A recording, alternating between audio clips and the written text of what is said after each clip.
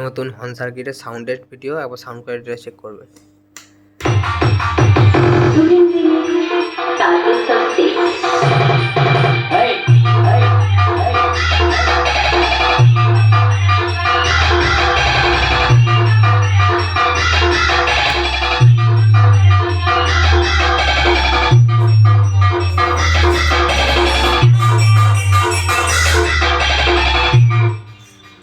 এটা র্যাকের সাইড, এটা হচ্ছে হাইসের সাইড, টুইটারের সাইড।